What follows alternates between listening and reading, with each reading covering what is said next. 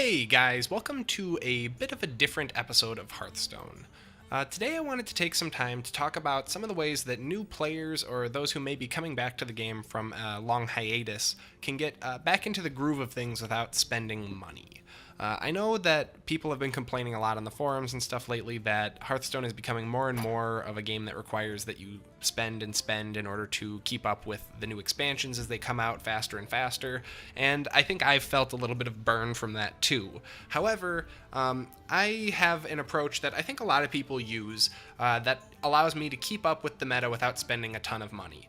I will admit that I do sometimes spend money on the game if I get like gift cards or things like that, but for the most part, I played the game for the first 2.5 years of its release without spending a dime, and I think did just fine. So I recommend you guys follow these tips, and hopefully this will help you be able to get back into the swing of things without too much difficulty. So first up, let's take a look at my collection here. Don't forget that you have a really great set of tools to filter and look through your collection. I know it can be a bit daunting, but pruning your collection can really be the key to being able to come up with the dust you need to keep up with the meta. So first, if we want to filter by golden cards, which I think is very important to do, you'll notice that I don't actually have a ton of golden cards in my collection, and most of them are actually golden class cards. That is for a very good reason, which is golden cards are worth 4 times as much dust as their regular counterparts.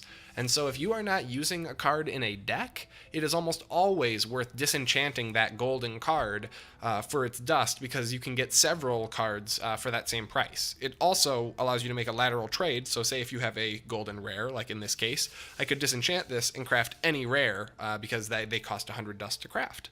Which can be really nice. Basically, unless you're using a golden, you should disenchant it, in my opinion. That's how I got my first couple epics, and it could be key for you keeping up as well. Now, while golden cards are a great source, those alone are not going to make you enough dust to be able to craft the legendaries and stuff that you want.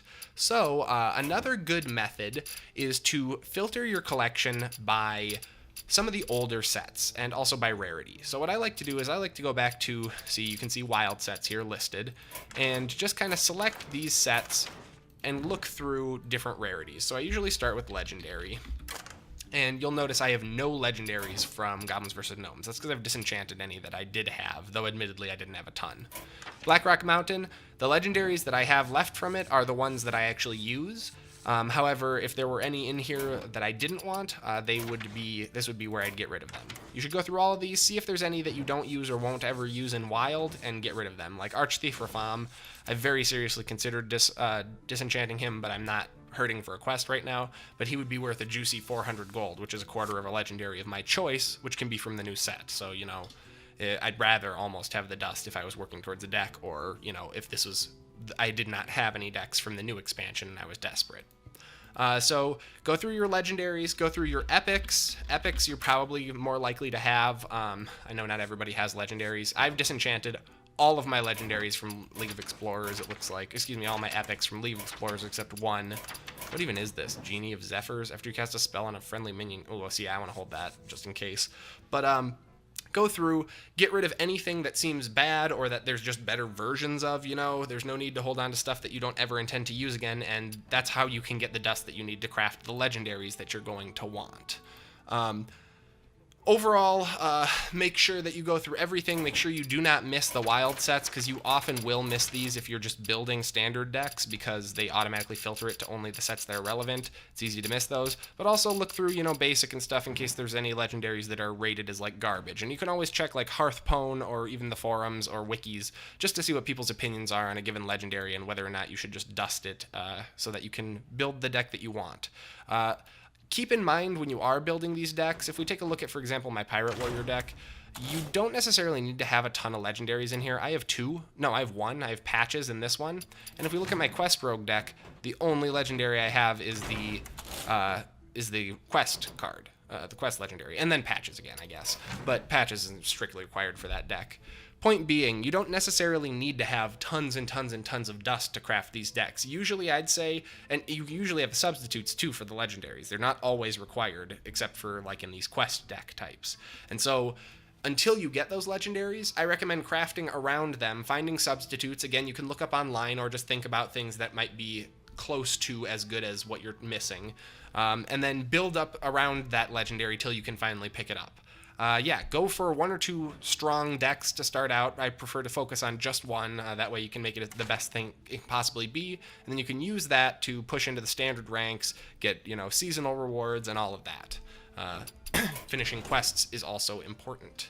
In fact, let's take a quick look at my quests tab. You'll notice I have 2 quests available. I try to log in at least once every 3 days just to clear out my quest log here. Make sure that we're not missing out on potential gold we could be getting for free.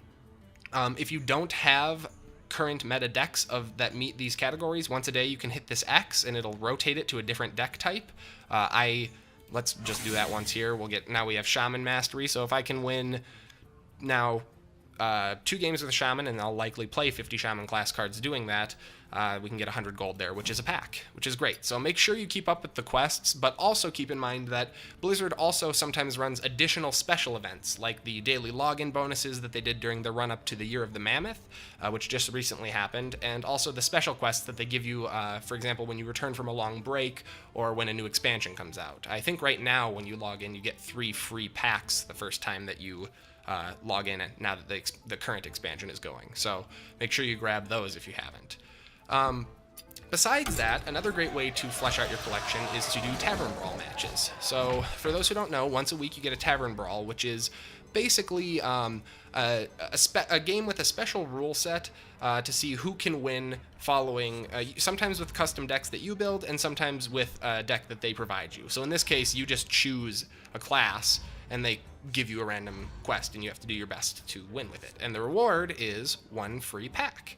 So for your first win, you get each week you can get a pack, and it is another great way to continue to flesh out your collection. Also, some quests require doing Tavern Brawl, so make sure you do it. It's only available during certain days of the week. I think it's Tuesday to Sunday, so do it while you can, because it's almost always worth it. They also sometimes have card backs as rewards, so if you collect those, you don't want to miss that either.